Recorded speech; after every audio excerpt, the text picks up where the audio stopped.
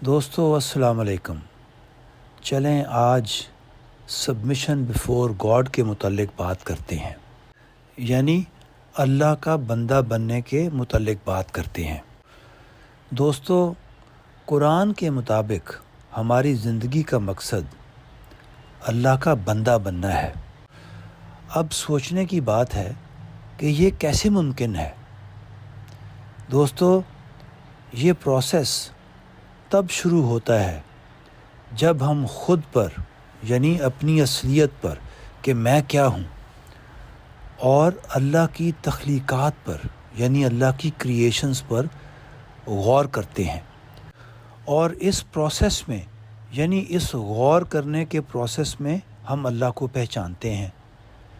دوستو، یہ اللہ کا جاننا، اللہ کا ادراک، یہ کوئی معمولی بات نہیں، بلکہ یہ ایک ایسی حقیقت ہے جو زندگی کو بدل کر رکھ دیتی ہے۔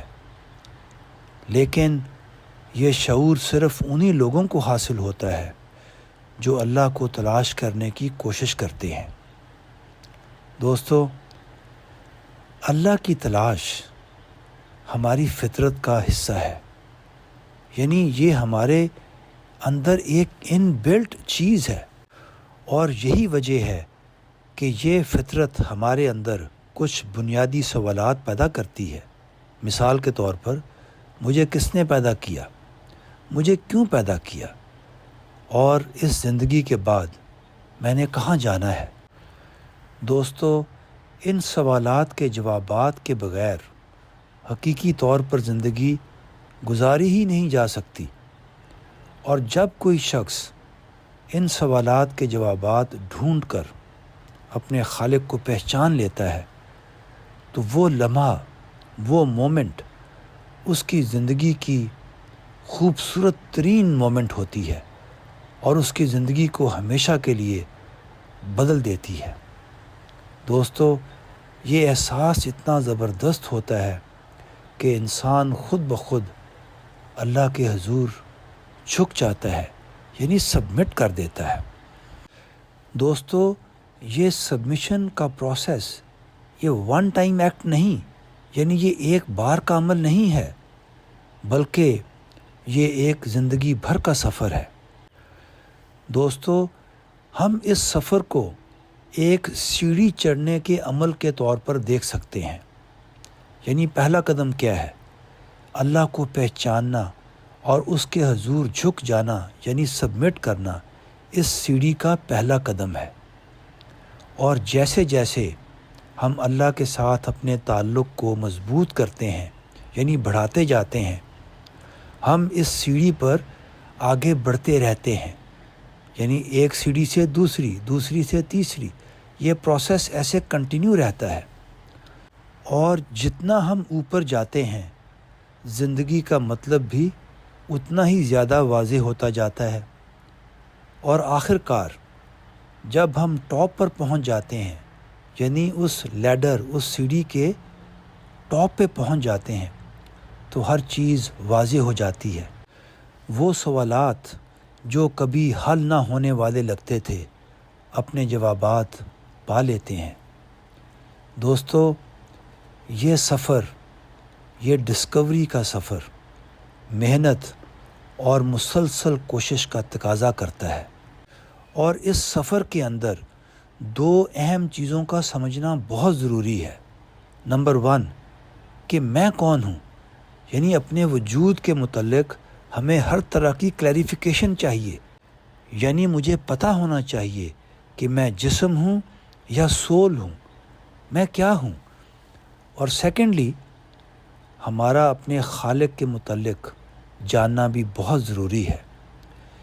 ان دونوں کو میں ماسٹر کیز کہوں گا، یعنی اپنے آپ کو جاننا اور اپنے خالق، کریٹر، خدا کو جاننا۔ دوستو، جب تک ہم خود کو اور اپنے خالق کو، اپنے کریٹر کو، اپنے اللہ کو نہیں جانتے، ہماری زندگی کے بہت سے سوالات حل نہیں ہوں گے۔ اور میرا نہیں خیال کہ کوئی شخص اس بے یقینی میں زندگی گزارنا چاہے گا۔ دوستو، آئیے اب قرآن کا کردار دیکھتے ہیں کہ قرآن ہمیں اس پروسیس میں کیسے ہیلپ کر سکتا ہے۔ دوستو، قرآن اللہ کا کلام ہے، لیکن اس کو جاننے کے لیے بھی ہمیں کوشش کرنی پڑے گی۔ لیکن ابھی ہم امیجن کرتے ہیں کہ ہمیں معلوم ہو گیا کہ یہ اللہ کا کلام ہے۔ دوستو، قرآن ان تمام سوالات کا بہترین جواب دیتا ہے۔ یہ ہمیں خود کو یعنی اپنے متعلق اور اپنے خالق کو یعنی اپنے رب کو سمجھنے میں بہترین مدد دیتا ہے۔ قرآن ہمیں حق کی جانب ہماری رہنمائی کرتا ہے اور زندگی کے مشکل ترین سوالات کو حل کرتا ہے، ان کا جواب دیتا ہے، ان کو واضح کرتا ہے۔ دوستو، اس سلسلے میں مجھے ایک کتاب پڑھنے کا موقع ملا۔ اس کا نام ہے the grand scheme of God in the light of Quran. اس کتاب کا اردو ورژن بھی ہے، یعنی اللہ کا عظیم الشان منصوبہ قرآن کی روشنی میں۔ دوستو، یہ کتاب ان لوگوں کے لیے بہت مددگار ہے جو اس سارے پروسیس کو سمجھنا چاہتے ہیں۔ دوستو، میں آخر میں صرف یہ کہوں گا کہ اللہ کے آگے جھک جانا، اللہ کا بندہ بن جانا، اس کے آگے سبمٹ کر دینا، یہی سب کچھ ہے، یہی ہماری زندگی ہے، اس کے علاوہ کچھ نہیں۔ دوستو، جتنا ہم اس رب کے آگے جھکتے جائیں گے اتنے ہی ہمارے سوالات حل ہوتے جائیں گے۔ دوستو، اللہ سے دعا ہے کہ وہ ہم سب کو اس راہ پر چلنے کی توفیق دے اور ہم اللہ کو ایسا ڈسکور کریں کہ بس ہماری زندگی اس کے گرد ہی گھومتی رہے، جیسا کہ انسان کعبہ میں جاتا ہے تو طواف میں کعبہ کے گرد گھومتا ہے۔ تو دوستو، آپ کا سننے کا بہت شکریہ۔ السلام علیکم۔